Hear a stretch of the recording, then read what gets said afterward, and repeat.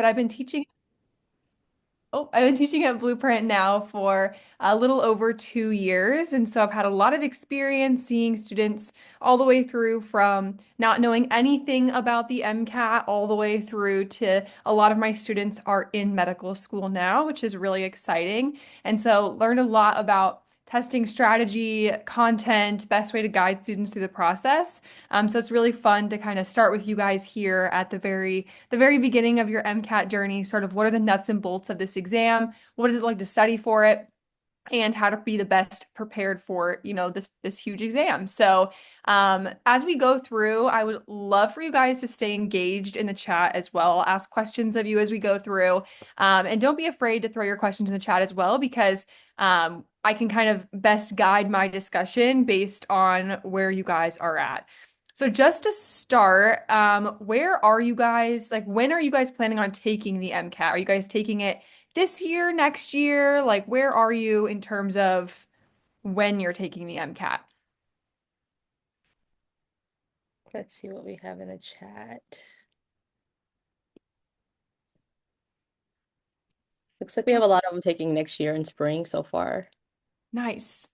Okay. Maybe we got one like this year. Okay, awesome. So you guys are definitely in a good spot to be inquiring about thinking about prepping for the MCAT a year out. So it'll give you lots of time to think about how you want to prep and make sure that you're set up well with your prereqs as well, which we'll get into in the beginning of this webinar. So the agenda, our roadmap for today, we're going to start with just an overview of the MCAT. We're going to talk about preparing to take it. We'll actually dive into some timing and strategies for the MCAT just so you can get an idea of your frame of mind going into an exam like this. We'll also look at a sample MCAT passage and some questions. We'll talk about how Blueprint can help, and then we'll wrap up with a Q&A. All right, to start with an overview here, let me just throw up all my bullet points here. So, MCAT stands for the Medical College Admissions Test, and this is a multiple choice computer-based standardized exam. I like to point out the word standardized, and this is something I tell my students over and over again. It's a standardized exam, so no matter what day you take it, you should expect to get the same score, even though you can get a broad range of content from test day to test day. The MCAT really is a mile wide and an inch deep, so there's a ton of content to cover. And you can't possibly be tested all of it on your MCAT test date. So it's important that your prep really prepares you well for anything that could fall along that mile wide spectrum. This is developed by the Association of American Medical Colleges, the AAMC. You're going to see these guys throughout your medical school career as well. They do a lot for medical education as well. It's divided into 4 sections. You have your science sections, and those are going to be 10 passages with 4 to 7 questions each, as well as 15 discretes. Does anyone know what this word discrete means? When I say like a discrete question, you can also say no if you don't know what that means. Does anyone know what discrete means? No? Yeah, I had no idea when I first started. There's like so much language associated with the MCAT that like I had no idea what these things meant. A discrete question basically just means, yeah, Kaya, you're on it, right? Basic background knowledge question. So it's like a content question. It's not associated with a passage. So you kind of have to prep a few different ways for the MCAT. You have to think about these ones that are just kind of point blank testing your content knowledge, and also this passage comprehension kind of style of question. The fourth section here is going to be cars. So this is 9 passages with 4 to 7 questions each. And this is sort of a notorious section of the MCAT. It's like your reading comprehension type section. But really, my first law of the MCAT, I always tell my students, is that we love cars. Cars is an area we can grow and see a ton of development in over our studying journey. And it's honestly really fun. You can learn a lot about a lot of random topics, and then really see a lot of growth throughout that section. So if you feel a little daunted by the car section, like take a deep breath, it'll be okay. It just takes a lot of practice, but you will see score improvement if you stay steadfast. So this is a longer exam. It is 6.25 hours, and it kind of equates to about an 8-hour test day with your breaks. You do get a lunch break. You can see these broken down on the right side of the screen here, but you get a 30-minute lunch break, and then you get 10 minutes between the other sections. So you do get some scheduled breaks in there as well. You do not have a calculator on this exam. A lot of people sort of see that and they balk at that, get a little worried about that, but a lot of your practice and practice problems and your practice exams are going to be under those same conditions. So you kind of learn how to do the math and you learn the strategies associated with that math that does not use a calculator. I always tell people too, it means that the math has to be simple enough to not be done with a calculator, which is kind of a benefit as well, because if you had one, you could expect a lot more complicated math. So there's some benefits and drawbacks there. You also do have access to a periodic table. I had a student once ask me, "Do I have to memorize the periodic table?" No, you don't. It is going to be on your exam interface, so you will have access to that as well. And then just to kind of highlight this figure one more time here on the right, I think it's really helpful to visualize what the day looks like. And this order of the sections is the same every time. So you start off with chemical and physical foundations of biological systems. You get a break. Then you have the cars section, that reading section we chatted about. Then you get a 30-minute break. You come back and do bio and biochem, another break, and then you do psych and soc. And we'll talk a little bit more about each of these sections shortly. And again, at any point, if you have any questions about this, please don't be shy. Drop them in the chat, and I'd love to talk about them. Okay, continuing along here, this first point is in bold italics because it's important and I want you guys to listen up. The MCAT is a content-driven critical thinking test. So it's not just a regurgitation of facts, right? The AAMC doesn't really care if you can just learn about glycolysis and then, answer some straightforward questions about glycolysis. They care that you can really apply that knowledge in a meaningful way. And so, even though there's a ton of content knowledge, part of your studying is going to be obviously learning the content, but then a huge part of your studying, maybe even a larger bit, is going to be actually applying that content knowledge in MCAT style questions. So, learning to think critically, think deeper about this content to be able to apply it to passages and then also in some discrete questions as well.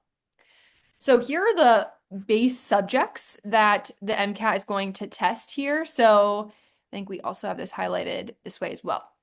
So you have general chemistry, organic chemistry, general biology, biochem, physics, psych, and soc. So these are like what you want to think of as your prerequisite courses for taking the MCAT. Some students come to us and they have not taken maybe one of these courses. Maybe they haven't taken physics yet, or maybe physics 2, and they're trying to study for the MCAT. I think it's okay to self-study a course or in some very specific circumstances, 2 courses. But I would say the best way to set yourself up to study for the MCAT is to have taken all the prerequisite courses. Because when you're doing your content review, you don't want to be learning that content for the first time. You want it to be a content review. Because if you can imagine how much time it would take to study for the MCAT, if you're also adding in learning a whole new subject on top of that, you're going to have to add that time onto your studying allotment as well. So the best way, and I think all of you guys, most of you guys, being a year out from your exam, or maybe more than a year out from your exam, you can think about how to schedule these things and work with your great pre-health advising team to try to schedule these things into your calendar so you can try to get your prereqs taken before studying for the MCAT. But again, not impossible to add one in, but just not the best case scenario. The AAMC content outline is a great resource. I believe I have it here. I do. Let me drop this in the chat for y'all so you can access it. And I would just recommend bookmarking this or just perusing it maybe later on. You guys can let me know if you're able to open that link. But basically, this document outlines all of the testable content on the MCAT, and it can be really overwhelming sometimes to look at it. But it can also be helpful and empowering just to know like what are the discrete content areas I can be tested on. And you can kind of think to yourself how strongly you feel about certain ones, or if you have some glaring weaknesses as well. It's helpful to know that going into studying, so you can make some predictions if you'll need more or less time in certain areas. And this last point, content knowledge is expected in every section except cars. Cars is this unique section where you actually want to leave all your baggage at the door. You want to like leave all of your outside knowledge at the door. You want to come in and base your answers solely off of what you're reading in your text. So Content knowledge, very important for your science sections. And then in cars, reading comprehension skills that you develop throughout your prep. It's very, very important to get you across the finish line there. This right side of the screen over here, this is kind of like information overload again. So please, any questions, drop them in the chat. But here we have a breakdown of the three science sections and what percentage of each subject you can expect to see in each of these sections. You might be like, oh my gosh, Abby, why is there general biology in Chem Phys? So remember, these are based off of passages, and the passages are actually scientific journal articles or textbook excerpts that they're pulling and then writing questions based off of. So even though this is the Chem Phys section, these scientific journal articles are not, in a vacuum. They're not like studying humans or mice or whatever, just from the lens of Chem Phys. That's from a multidisciplinary approach. So you have some crossover here from different sections, depending on where you are. And also biochemistry being a quarter of Chem Phys, if you think about it, biochemistry is involved with a lot of organic chemistry reactions. Biochemistry underlies a lot of the general chemistry that we learn as well. So the multidisciplinary approach is going to be important for the MCAT and important later down the road when you're in medical school and obviously studying to be a doctor. Okay. And then the other thing I want to point out as well is people get really panicked and worried about things like organic chemistry. And they think, oh my gosh, I didn't do so hot in organic chemistry and I'm not going to do well in the MCAT because of that. And I want to remind you guys, it is a subsection of the MCAT. It's a subsection of a subsection of the MCAT. So there's so much content to be tested that if you have some weaknesses in certain areas, it's not going to be the end of the world. You're going to work during your content review and during your application phase to fill those areas in. But again, it's not going to be the end of the world, not going to tank your score, just going to highlight some areas of studying that you need to spend some extra time on. Okay, let's move right along. Now we're going to talk a little bit about MCAT scoring. So this can be really confusing. I think the numbering system doesn't do anyone any favors to understand, but we can think about it first by thinking about your raw score. So this is just the general number of how many questions that you got correct on the MCAT. You'll always see this when you finish a practice exam, the raw number. And then you get a scaled score as well. So a scaled score is going to give you a score of anywhere from 118 to 132 for each section. So the lowest score, the lowest scaled score that you can get on any section is a 118. The highest you can get is a 132. And then if you think about multiplying those by 4, your score can range from 472 to 528 overall. So these scores, the reason they look so funky, they're scaled across all exam takers in order to equate for any small variation between exams. So I hope that sounds familiar because I just talked about it a few slides ago. Talked about how the MCAT is a mile wide and an inch deep. So every exam is going to be a little bit different. And sometimes the entire cohort of students that took the MCAT that day might score a little lower in terms of their raw score than if you had taken it a different day. And so the scaled score equates for those differences and makes up for those differences so the exam can truly be called standardized. Does that make sense? Just want to make sure you guys are following what I'm talking about here with the scaled score. Just let me know in the chat if that makes sense or not. Happy to explain again. We feeling good? Ooh, I got a thumbs up. Amelia, I like that. Thank you for sharing the thumbs up. Okay, cool. We can just go ahead and keep going if y'all don't have any questions about that. Okay, so then you also get a percentage score, and this is a score that a lot of people cite. You'll see it on a lot of websites. You'll see it, even on Blueprint's website, they give percentile, they talk about percentile scores a lot. So this is basically showing the percentage of exam takers or students who score lower than you on the same exam. And these percentile ranks are updated every 3 years. So updated every 3 years. So this gets a lot of people worried because over time people tend to perform better on the MCAT, so the percentiles change over time, which is something I wouldn't worry too much about. Just study hard, do your best, and the rest will work out. But so you can think about if you take the exam before the score update versus after, your percentile might be different just because the performance of the average taker has changed over time. So again, a lot of like questions about this and uncertainty about this, but I wouldn't worry too terribly much about this. And I'm not sure when the last update was. So again, wouldn't worry too much about this. But a good example would be if you got like 71st percentile, let's say, that would mean that you scored higher than 71% of exam takers for the MCAT in that 3-year cohort. Okay, I think I've belabored this point enough, so I'm going to move on.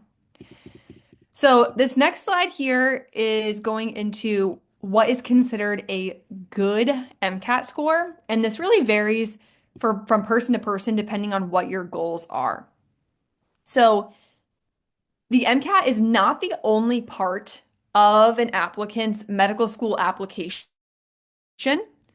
Admissions committees are going to review applications holistically. So that includes things like GPA, extracurricular activities, clinical experiences, personal statements, letters of recommendation, secondary applications. There's a lot of ingredients that go into your application, and the MCAT is one piece. The MCAT can be more important or less important depending on what your school goals are. So if you want to attend, for example, a top 20 institution, then that score that you get is going to matter a little bit more because it can be used as like a filter for applications.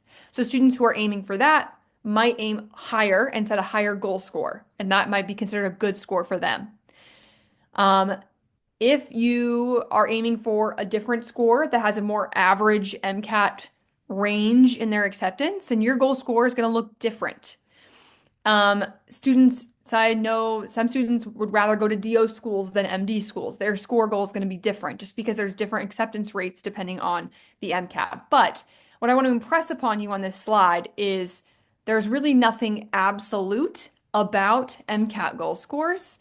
And remember that no matter what, admissions committees do review applicants holistically. So an amazing MCAT score, a really high MCAT score, is not going to make up for being deficient in all the other areas.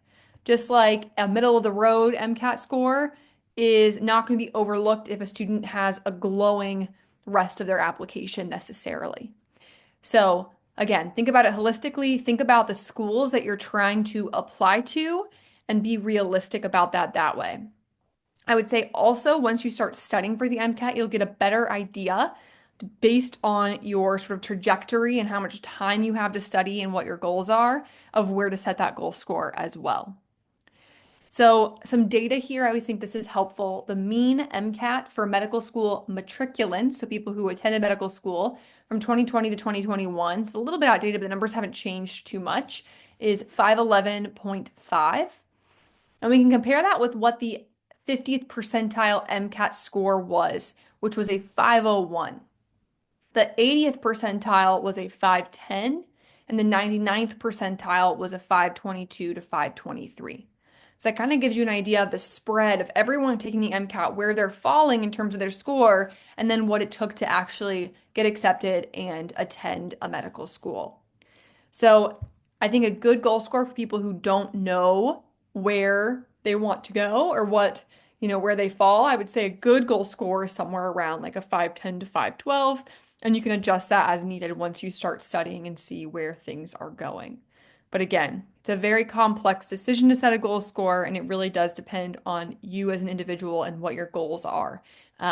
So wouldn't stress it too much at this point, but it's good to be thinking about this and start to think about what kind of schools you might want to apply to so you can think about how you might want to conceptualize your goal score. Okay. Oh, and then I'll say one last comment before I move on too. Um, Shoot for the moon, right? Like when you think about taking the MCAT, you want to just do the absolute best that you can because that will set you up the best for success on everything else. So, some students shoot lower because they're nervous about it. It's like just shoot as high as you can, study as hard as you can, do the best that you can, and that will set you up the best possible for when you are applying to schools later on. So I'm realizing now this is the 2024 MCAT, but you guys all, or most of you, are going to be taking it in 2026. So in any case, these are some example dates from 2024. And there's approximately 2 to 5 exams every month. So you'll notice they go through January, then you don't have any in February. They resume in March and they go all the way through May and they continue on through June, July, August, September, and I think November as well. I'm trying to remember if there's Oh yeah, no, except October, November, December. So they go through September, but you don't have them in February either. So kind of helps you think about where you might be taking the MCAT and how to schedule your classes as well moving forward. Um, Scores are released 30 days later, approximately. The registration dates are listed here. Registration opens every year in October.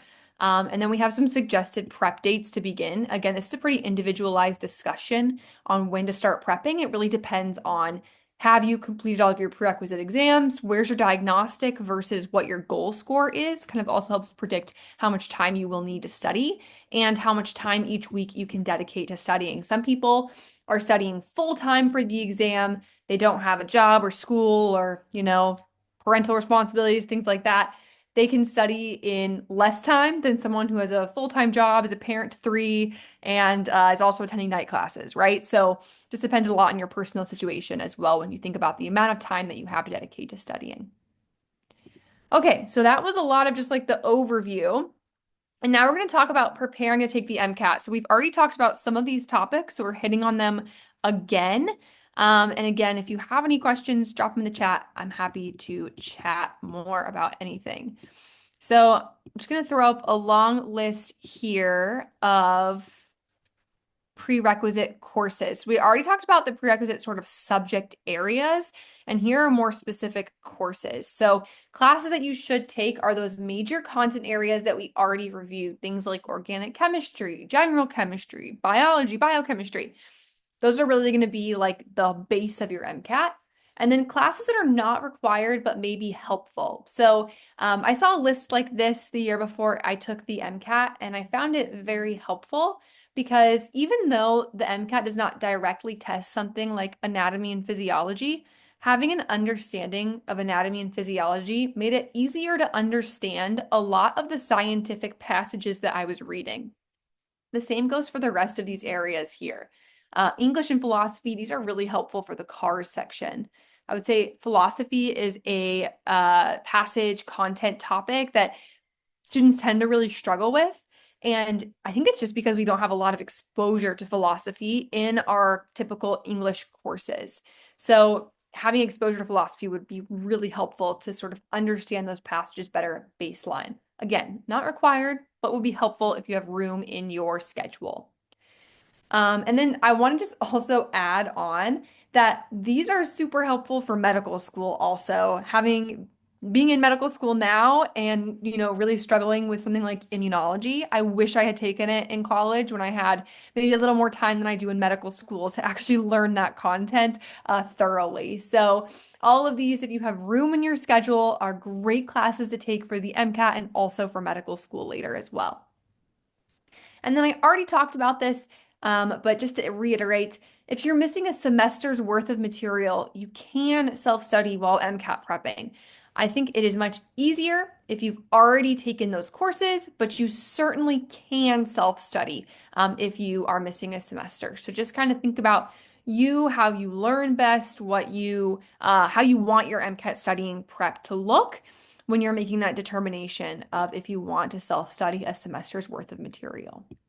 If you're missing a year's worth of class content, we say do not start MCAT prepping.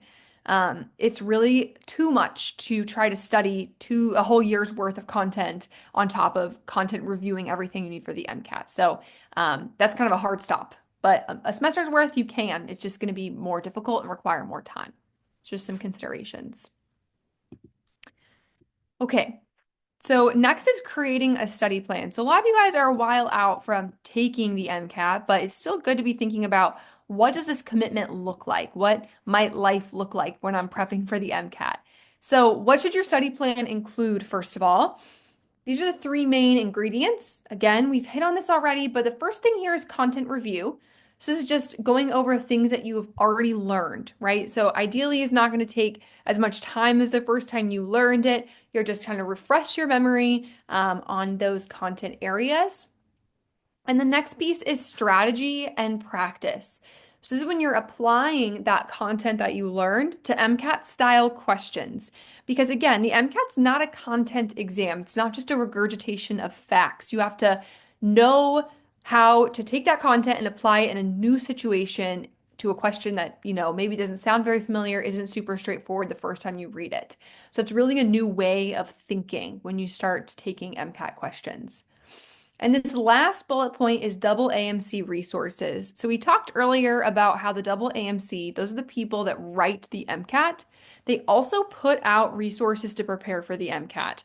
There are 5 full-length exams that they put out, as well as numerous question banks. And these are all retired MCAT questions, so from previous years. And so when we talk about what the best resource is for studying, it's the double AMC resources. And we'll talk a little bit about why, okay, if these are the best, then why do companies like Blueprint exist? We'll talk about that at the end of the webinar once we get to like how Blueprint can help. But in general, short answer is it's just like not enough. They don't put out enough content for you to do your full practice from. So WMC resources are necessary. They must be included because they're the best practice. But students tend to focus these in the last month of prep to get that practice in before they take their exam. So the next question people always have is how long do people study for the MCAT? How long does this take? The AAMC has data that says 260 hours for the average test taker, and that breaks down to about 11 hours per week for 6 months. Now, I want to ask you guys, and you can drop in the chat for me or think about it in your head, either way. Do you guys want to be an average test taker? We just talked about what those score breakdowns are. Do you want to go into the MCAT saying, I want to be an average test taker? What do you guys think? Is that the mindset we want to have? Yeah, exactly. I love that response. No, we want to be the best, right? You want to shoot for the moon. You want to shoot your goals higher. Remember also the average MCAT score, the 50th percentile at least, is somewhere around a 501. And the average matriculated MCAT student is a 511. So if we think about where we want to fall in that spectrum, we don't just want to be an average test taker. We want to be above average. In fact, a lot of students need to be above average to get acceptance. So I want to see this, I want you guys to see this number sort of as a minimum. This is a minimum for studying for the MCAT. So it takes a long time. It's a big time commitment, and it depends again on you, how much baseline knowledge you have coming in. But go in expecting that you're going to have to study more, and then you can scale it back if necessary. But most students do need more than this 260 hours number. So just keep that in mind when you're thinking about how you're going to fit that into your life in this next year or in this year whenever you guys plan on taking it. So some important notes here, spaced repetition is really key. And so the way we do this at Blueprint is pretty similar to if you were to make your own study plan as well. So you start with like a content review phase and integrating questions in with that as well. And then you really focus on just MCAT style practice. And inherently, when you do that MCAT style practice, you're hitting those content areas over and over again as they come up in passages and in questions. So spaced repetition in a way is built into prep, but we also recommend flashcards. Blueprint has some wonderful flashcards. A lot of people love to use Anki for this. You can also use homemade flashcards, whatever, but flashcards are a really great way to continue to use spaced repetition to hit concepts, especially the ones that you tend to struggle with. So there's multiple sort of modalities that you're incorporating into your day-to-day study plan. One of those from almost every student is going to be flashcards as well. This next point, a typical student is going to take 7 to 8 full-length exams.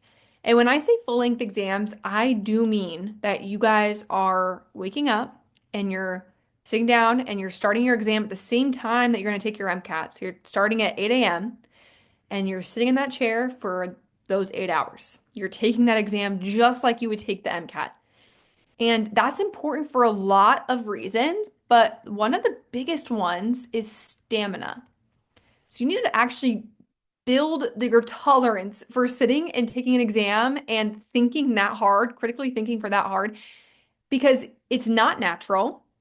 It's really difficult to do. The first time you do it, you're gonna finish that exam and you're gonna like lay down and be like, wow, I'm so tired. It's exhausting, but over time it does get easier with practice. So typical students can take 7 to 8 full-length exams. You're going to build a ton of stamina. You're also going to learn your weaknesses, right? Which is like your job as an MCAT student is to learn your weaknesses so you can fill in those gaps. And you're also just going to be able to see your score progression over time, which helps you to kind of focus your studying and think about how you want to structure your prep as well. This next bullet point, practice 1 to 2 CARS passages every day of MCAT prep. So we chatted about how the CARS section is notorious. It can be really challenging to see a score increase, and it requires a lot of practice. And so the way I like to, guide my students is telling them, do a CARS practice every single day, do a passage every single day. Just integrate that into your daily flow, your daily routine. And when you do that, you will get better and better because of that constant practice and constant reinforcement of strategies. And so that is something I always tell students. It doesn't take very long to do that. If anything, it takes 10 minutes to take that passage and the questions, and then maybe 10 more minutes to review. So it's a pretty like low hanging fruit, and it has a great payoff in the CARS score as well. And the final point here, taking breaks is essential. And this is something we emphasize a ton at Blueprint. It's also something that we emphasize a ton in medical school as well. If you just have your foot on the gas pedal 24/7, then you will burn out eventually. And so it's important to be proactive and think about, okay, when am I going to give myself time to be a human? Am I taking care of all the needs that are necessary? Things like working out, eating well, seeing friends, calling your mom, calling your dad, going out with your friend. Like, are you doing all the things that you need to do to feel human so that when you sit down to study, you're able to study and have that be a meaningful experience? So, taking breaks is absolutely essential and definitely something to build into your study plan, not to just kind of be lackadaisical about. All right. Lots of information. Oh, and then just because we're on this slide, I'll add on that this is Blueprint's MCAT study plan. And so you can see here all these like little tabs. These are all modules, we call them. And these are all like the content review areas. So there's 168, I want to say, modules in Blueprint, and they cover all the content that's testable on the MCAT. So they use like the content outline from the AAMC to build out these modules.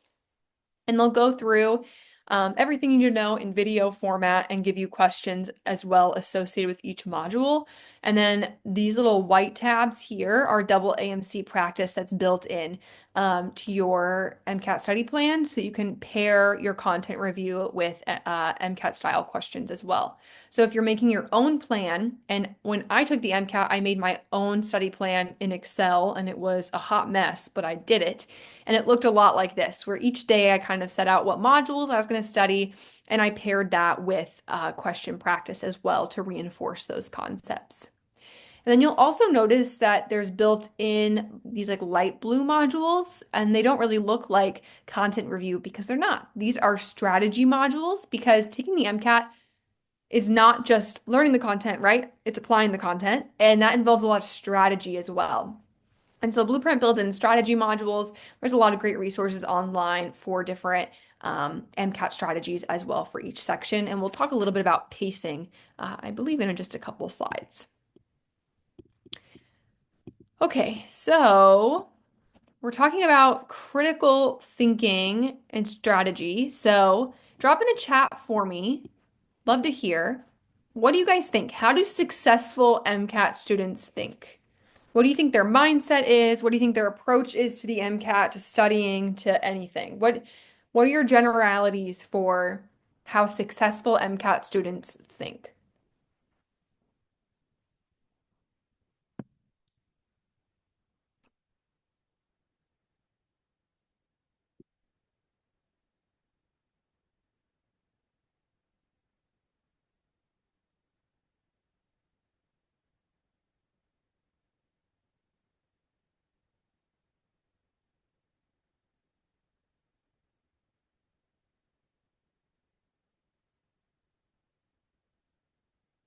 I have a sit in silence threshold that's pretty low, but I would just love to hear some ideas if you guys have any ideas on how successful MCAT students think. It's okay if it's cheesy because this is kind of a cheesy talk on this, but what do you guys think? Yeah, that's great. Goal oriented. I love that. Think positively. Yes, absolutely.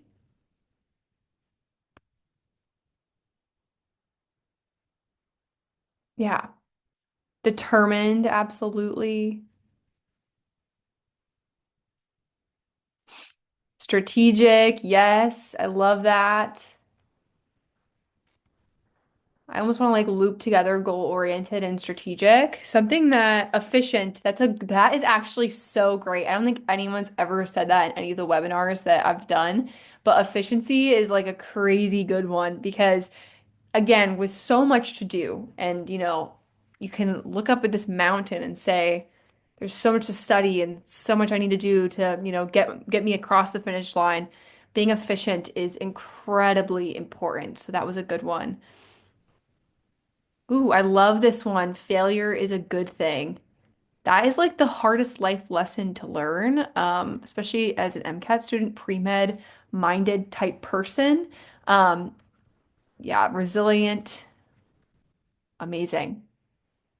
So notice none of these are like, oh, they're a successful MCAT student's a genius and they know everything already and they, can learn really fast and they like that's not what makes a successful MCAT student.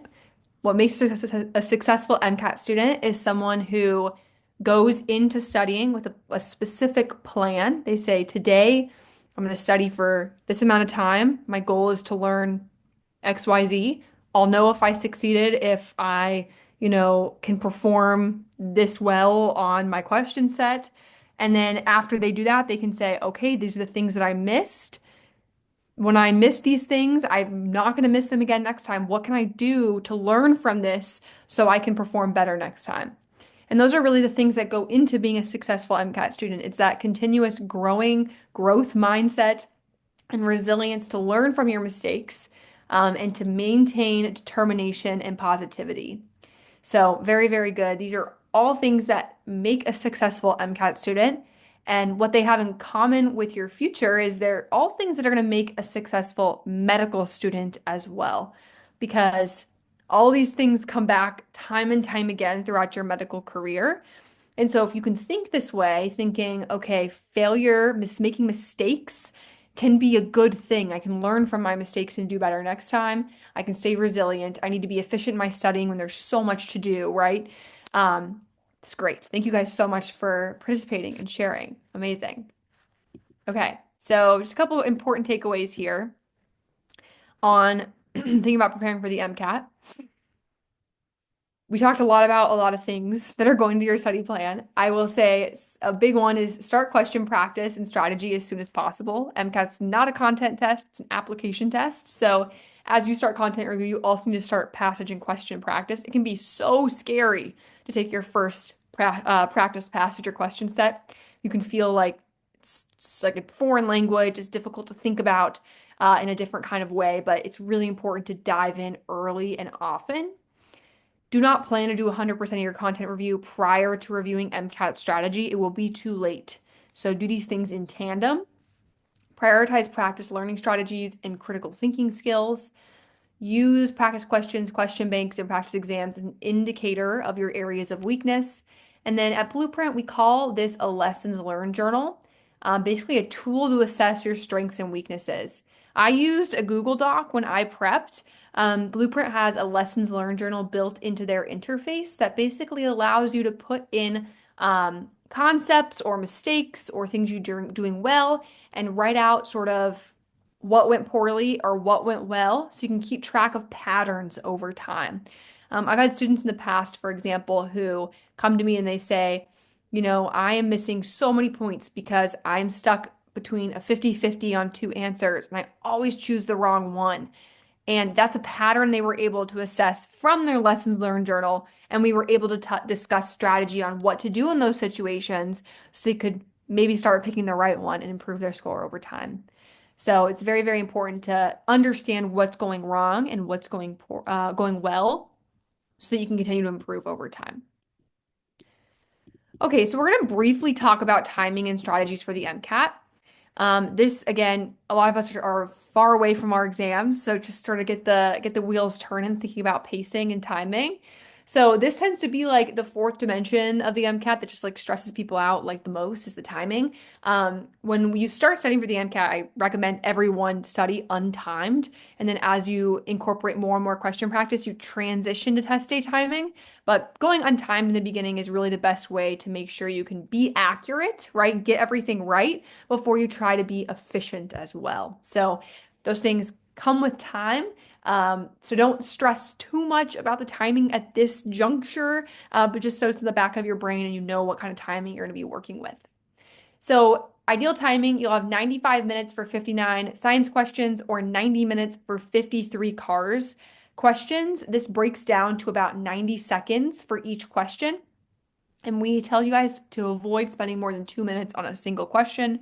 If you're spending 2 minutes, it's time to move the heck on. Just guess and move on.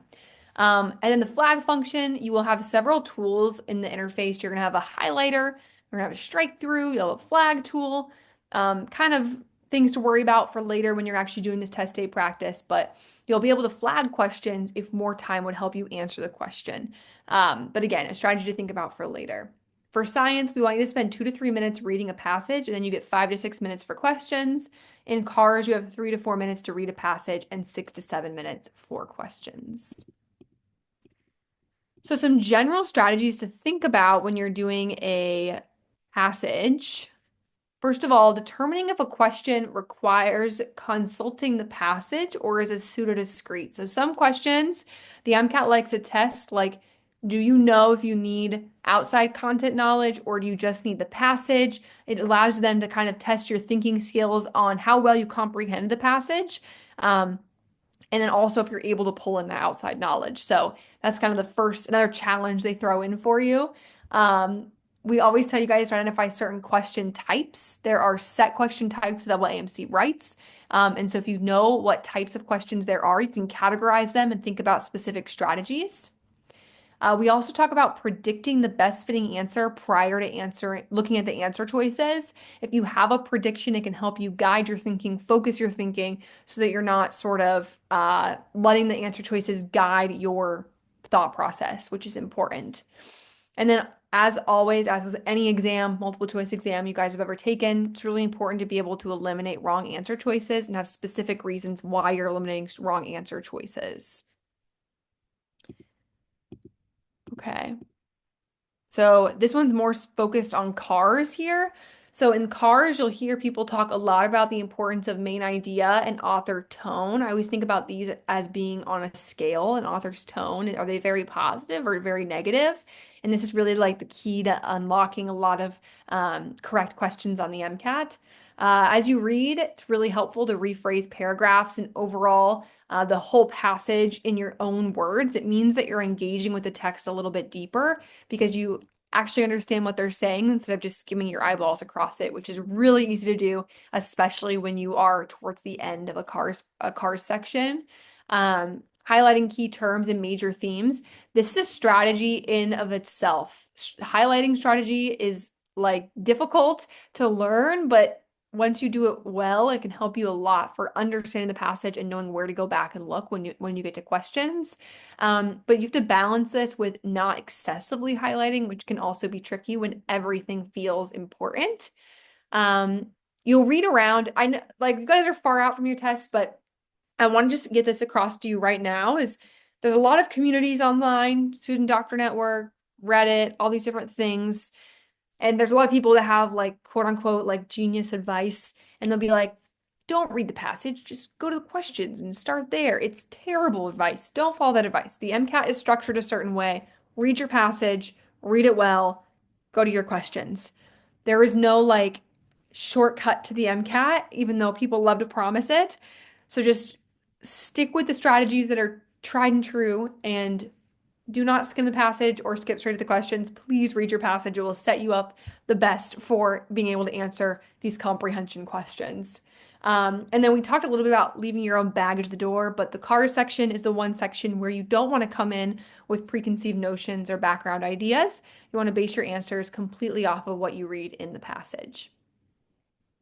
Okay, so this was like a whirlwind tour of bird's eye view strategies for thinking about the MCAT passages, but hopefully kind of gave you an idea of like what sort of things you're gonna have to think about as you approach a MCAT section. So really briefly, I'm just gonna show you guys, a lot of people have never seen MCAT passages and questions before studying. So just gonna show you guys what they look like.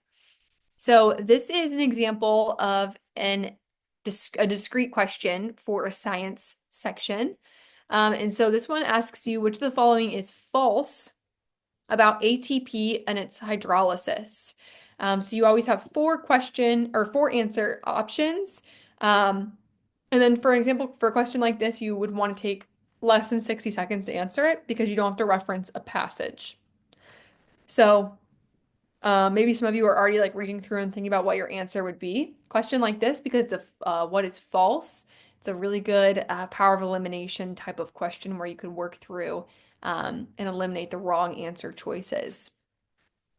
The next one here is another discrete style question. So again, just direct content knowledge. An electrochemical cell that is non-spontaneous is a blank. Again, you want to go through and do either power of elimination or maybe you know it right off the bat to answer those. And so you can see how some would be really quick. Some are going to be much more time consuming, long calculations that you'd have to write out. And so there's a good variance, but this can kind of show you how timing can get a little bit tricky because a question like this, it might take you less than 10 seconds to answer.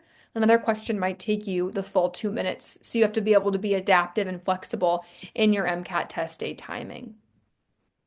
Okay, and then now we have a CARS passage I'm going to show you here. So this is a 6 paragraph CARS passage. So here are the first 3 paragraphs. And then we have the second 3 paragraphs. And so you can see it's pretty long.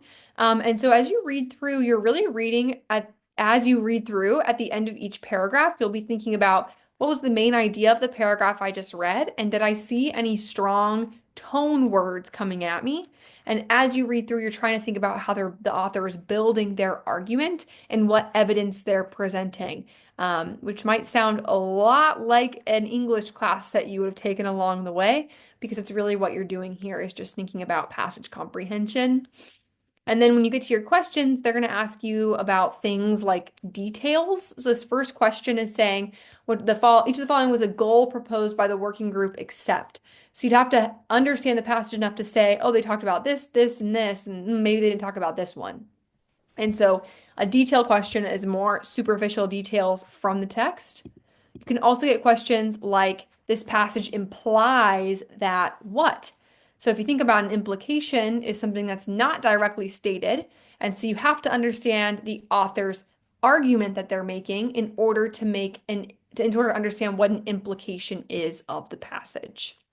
So you can go a little bit deeper or be a little bit more superficial, but there are certain question types that the MCAT, the AAMC uses.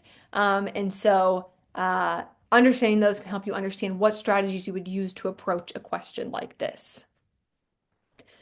Okay, so that's your little sample of what these look like. And we can go back at the end if anyone is desperate to answer them and we can talk about them. But really briefly going to talk about how can Blueprint help.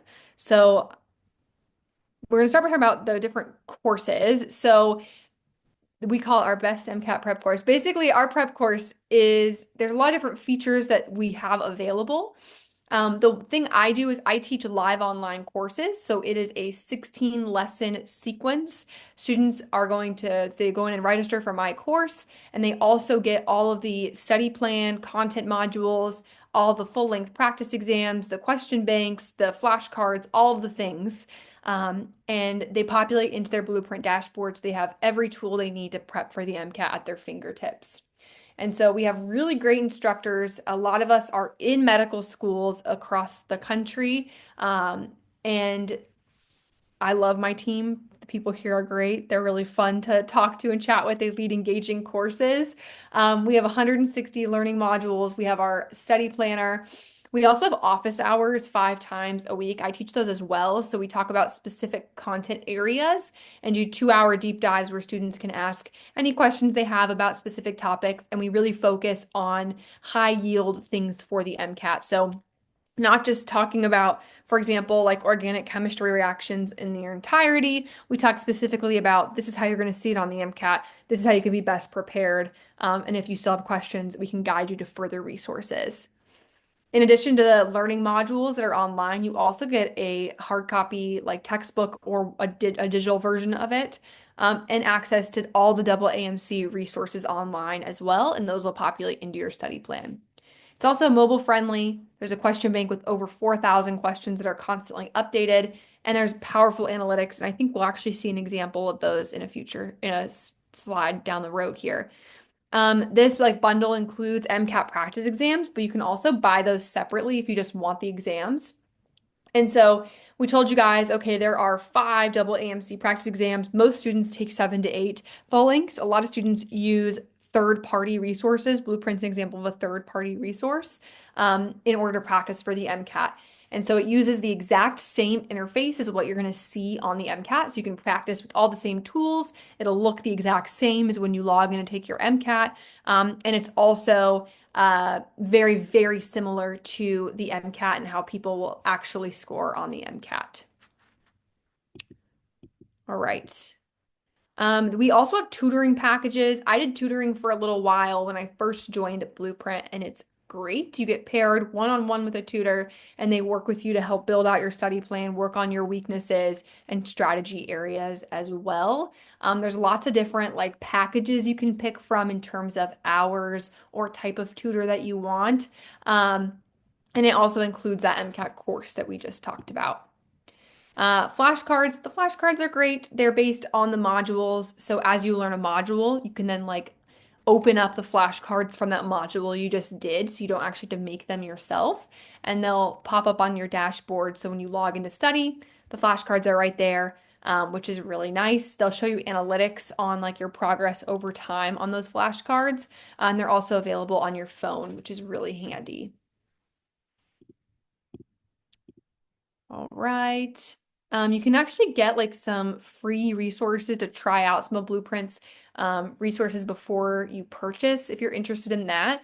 So you can take a half-length diagnostic exam, which is what all of my students take when they first start our course. You also get a full-length MCAT exam, some content review videos, and you get to play around with our study planner as well, which is handy. And then we also offer a question of the day quick prep. So every day you can do an MCAT question just to like tickle your brain and remember some concepts. We have public webinars and Q&A sessions, which are really handy. This is an example of like a webinar that Blueprint does just to help people understand what the MCAT is and also get our name out there and see how we can help you.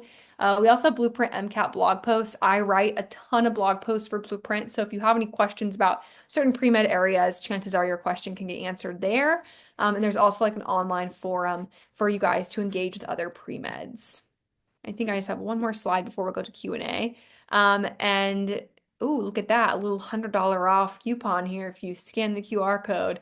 But what's really helpful is if you guys just want to talk with Blueprint and see like what resources would fit best with you, or maybe you want the course but don't want the instructor. There's a lot of different options to mix and match to get the best use of your resources when you're prepping for the MCAT, because this can be really overwhelming and hard to understand what you actually need to prepare. And every student is a little bit different in terms of the amount of guidance they need, the amount of practice they need, the amount of time they need. It's very, very variable for every student. And so that's why Blueprint offers so many different packages for their students. So yeah, so that's how Blueprint can help. A lot of students find it helpful to have a third party like resource like Blueprint to help them out because it can really take a lot of the guesswork out of studying. We even offer a 515 plus guarantee for one of our courses where if you enroll and you do everything that they say that you need to do for the course, that you can actually be guaranteed to get a 515 plus, or you get your money back for that course. So, there are a lot of different sort of ways to go about preparation, and no one way is correct, but lots of great options here at Blueprint. Okay, I'll get off my marketing soapbox there. And I would love to hear any questions that you guys have, any concerns. It can be about what we talked about today, or it can be about other topics as well. I'm open, or about Blueprint as well. I'd love to answer any questions. Or Dasha, if you have any questions for me as well.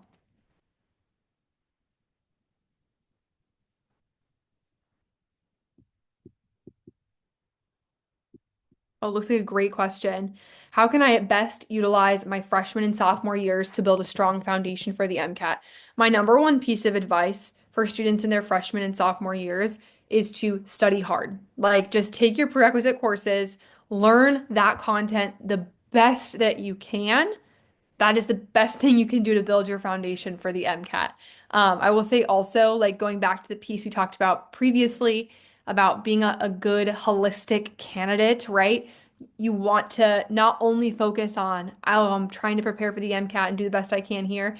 You're focusing on like all those aspects of being a good applicant as well. So performing well in your courses, understanding that content is going to set you up really well for later on when you're doing your content review. Because if you learn something really well the first time, when you do that content review, it'll come back all the easier. Um, and so outside of that, if you can build any of those like extra content course areas into your schedule, that would be awesome. But again, not even required, is my advice there. That's a great question.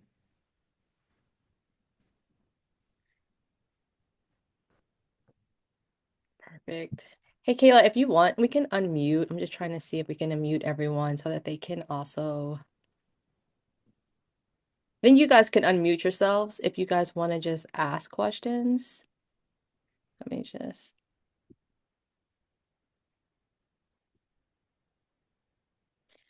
I do appreciate, thank you so much, Abby. I do appreciate the fact that you shared uh, the information about making sure that you take the prerequisites before trying to attempt to take the exam or even spend so much time studying it because I have had students that have asked me, well, I'm still finishing up, have one or two prerequisites still to complete. And I'm always like, why don't you go ahead and complete them first? It's going to be a lot more, you're going to get a lot more with studying once you have those classes completed. And so I know we have a lot of anxious people, but it's great to have you echo what I've been saying in regards to completing those prerequisites.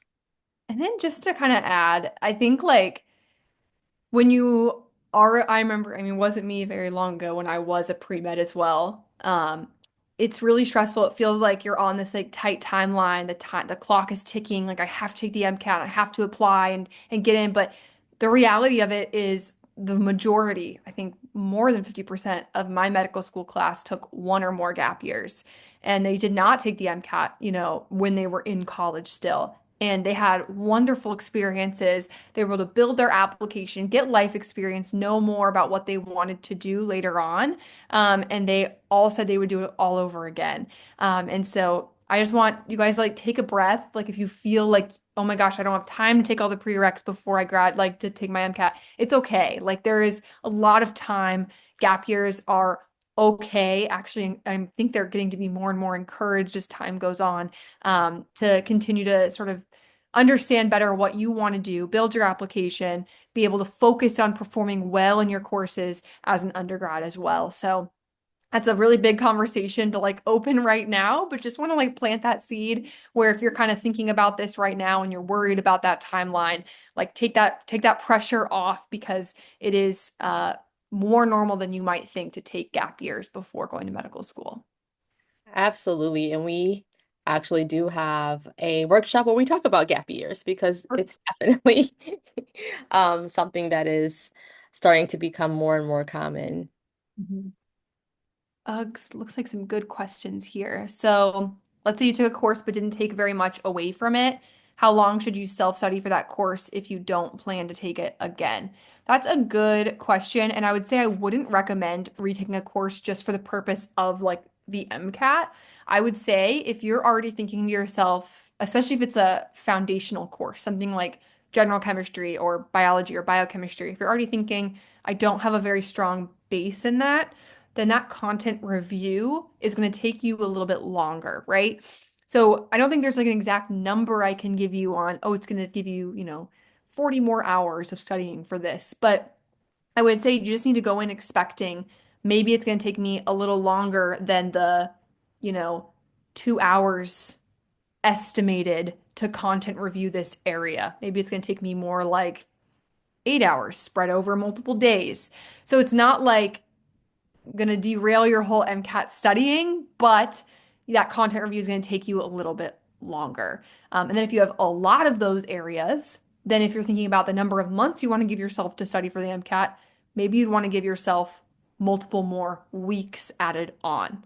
But remember, when you're studying for the MCAT and you're doing your content review for the MCAT, it's much more focused than when you're studying for a college course as well, because you're studying those high yield concepts that are most likely to be tested on the MCAT. So it looks a little bit different than it would be to study for like an entire college course on a subject as well. So hopefully that kind of helps like clear that up as well. There's not like a specific number I can give you because it really depends on what that content area is and how many weaknesses you have within that broader area. But I would say you can just go in expecting maybe to add on extra time to that content review. How many times do students take the MCAT usually? That is a really good question. I don't have any like data to back this up. I will say many students in my classes are retakers, but the goal is to take it once. So you want to go in and say, I'm going to study and I'm only going to sit for the MCAT when I'm completely prepared to take the MCAT. And so that's sort of like a confusing thing for some people. They set an MCAT date and they say, okay, I'm going to take it this day. I'm going to prep until then. But that's not set in stone. It's very common to push your exam back. It's very common to wait and take it the next cycle, even depending on how prep goes, especially for students who plan to prepare while they're in college courses. A lot of times they find it takes a lot more time than they anticipated. And it's really difficult to, study all day for college classes and come home and study for the MCAT as well. And so it ends up getting pushed for a lot of students. There's lots of wiggle room to do that as you come up on your MCAT test day, but your goal is really just to study and sit for the MCAT one time. And so that should be your goal going into studying. And if a student ever comes to me and says, oh, I'm taking the MCAT, next month, but I'm already prepared to retake it whenever. I say, just cancel it. Just cancel it and study and take it whenever, that pushed back date is. Don't sit for the MCAT just to sit for the MCAT. So anyways, I hope that's like a helpful nugget of advice there. But when you think about how many times to take it, be thinking one. Hey Abby, and the other thing is to add is there's so many mock MCAT exams to take and see where you score. So I would never recommend taking the MCAT just to see how it goes. I've heard students say that before, and I always cringe. It's like, no, don't do that. You can see how it goes with the mock. And there's quite a few. And you shouldn't even take the MCAT, I mean, just in my opinion, unless you've taken the mock, right? Exam to see exactly how you would score. And you Mhm. guys have mock exams, right? That have scoring with Blueprint. Yes. We have, I think they just added another one. I think we have like 8 to 10 mock exams. And then you have the double AMC resources, which are, I'll repeat, mandatory to complete before you take your MCAT. And so those also include 5 full-length exams. So by the time you are, weeks out from your MCAT, you should have a good idea of what you will score on the test. Most students score plus or minus 3 points on their exam from what they've been scoring on their full lengths. So you're not going in blind. Like you have an idea of where you are scoring, which is very much, very, very helpful, Thank you. of course. Oh, Joshua asking like the money question here. What type of undergraduate pipeline would be best? There is no best. Like, I really wish I could tell you like this is the formula to like being the perfect applicant, but there really is no formula. I think the best approach you can take is get involved with things that you're really interested in, that you're really passionate about, because those are the things that you're going to be able to contribute the most to and make the biggest impact in.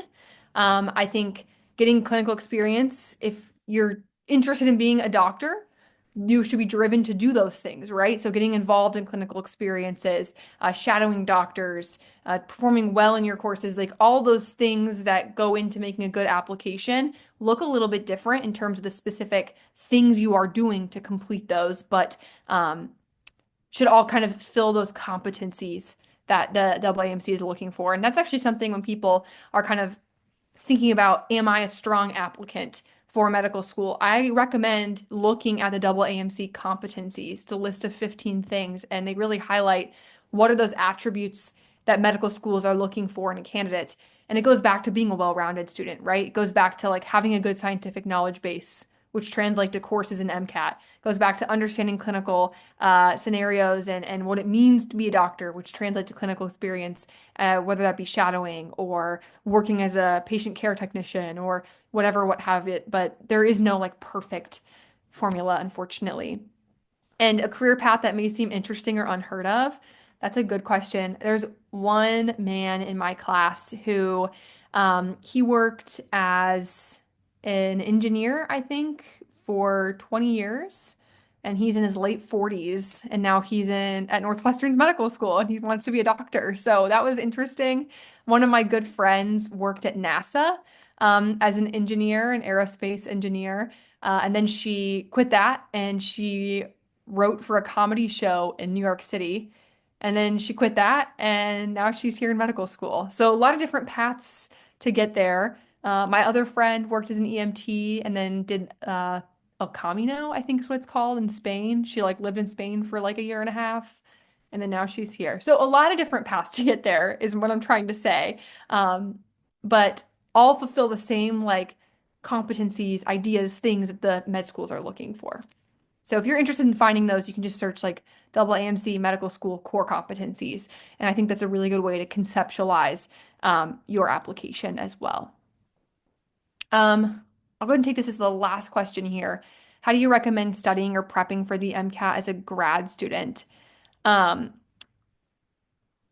so I'm assuming, do you mean like you're like in a PhD program? Is that what we're saying? Or like you're just graduated? If you're like in a PhD program, I'd say it's pretty similar to um, if you're prepping while you're in undergraduate courses. It really comes down to like making a study plan and having like those set hours set aside each day with specific goals for those study times in order to fulfill that content review piece that we talked about and also the content application piece. But if you mean something more specifically, I'm happy to address that as well.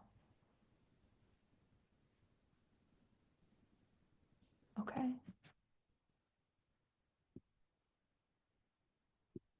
All right. I know we went over time already, but so many great questions. I'm so glad you guys were engaged and asked your questions. I love to see it. Yes, thank you. Lots of wonderful questions. So we always thank you so much. We always are so happy to have Blueprint coming to present. And if anyone is interested, definitely look at the QR code. Let me just ask you a quick question. Does that QR code expire since some of our students are juniors right now or kind of in between? Would they be able to use that at a later date if they want? That is a great question. I'd have to ask the marketing team. What I will say, they're always running like different promotions, different things, and especially for campuses that we pair with, they will usually have certain promotions. So I won't like give any like promises for a year in the future, but if you reach out to Blueprint, they usually have promotions like that available. Perfect. Thank you so much again. Is everyone okay on the questions? And of course, you can always reach out to, thank you, great. You can always come again to our center if you have any additional questions. And we can always reach out to Blueprint if there's anything in specific as well. So thank you guys so much for attending this workshop. Oh, and then there is a survey that we would really appreciate if you could fill out, just an evaluation form so that we know how these workshops are, if they are informative enough for you, or anything that you might recommend in the near future. Thank you so much again for all your attendance and look forward to seeing all of you guys soon. Take care. Good night. Thank you, everyone. Best of luck to you all. Thanks, Abby. I appreciate everything as well.